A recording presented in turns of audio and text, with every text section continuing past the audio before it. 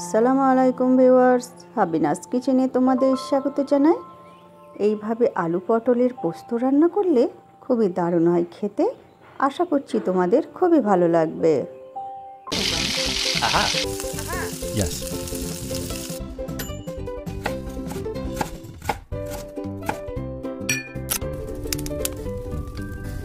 Wow!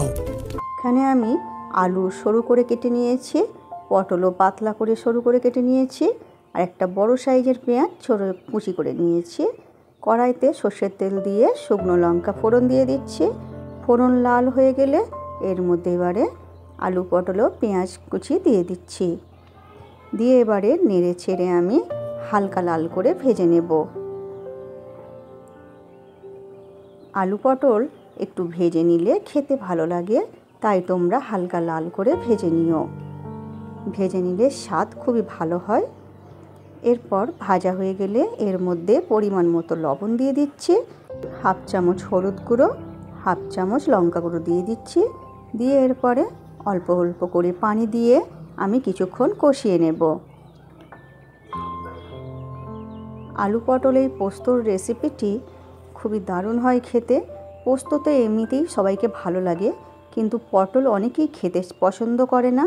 এই আলু পটল এইভাবে যদি তোমরা রান্না করো তাহলে সবাই চেটেপুটে খাবে। এইভাবে অবশ্যই বানিয়ে নিও। কষানো হয়ে গেলে অল্প করে পানি দিয়ে দেব। পানি দিয়ে ভালো করে নেড়ে দিয়ে ঢেকে হতে দেব।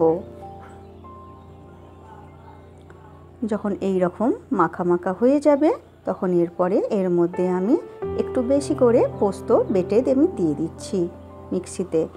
এরপর আমি জায়গাটি ধুয়ে দিয়ে দিলাম। দিয়ে এরপরে ভালো করে নেড়ে দেব। নেড়ে দিয়ে এরপর আবার আমি ঢেকে কিছুক্ষণ হতে দেব। যখন এই রকম মাখা মাখা হয়ে যাবে তখন এরপর নামিয়ে নেব। নামিয়ে তোমরা পরিবেশন করো ভাত রুটির সাথে। আমার রেসিপিটি তোমাদের ভালো লাগলে লাইক কমেন্ট শেয়ার করে পাশে থেকো। আমার রেসিপিটি ফেসবুক থেকে দেখলে ফলো করে দিও, ইউটিউব থেকে দেখলে সাবস্ক্রাইব করে পাশে থেকো। আমার রেসিপিটি শেষ পর্যন্ত দেখার জন্য তোমাদের অনেক অনেক ধন্যবাদ রইল।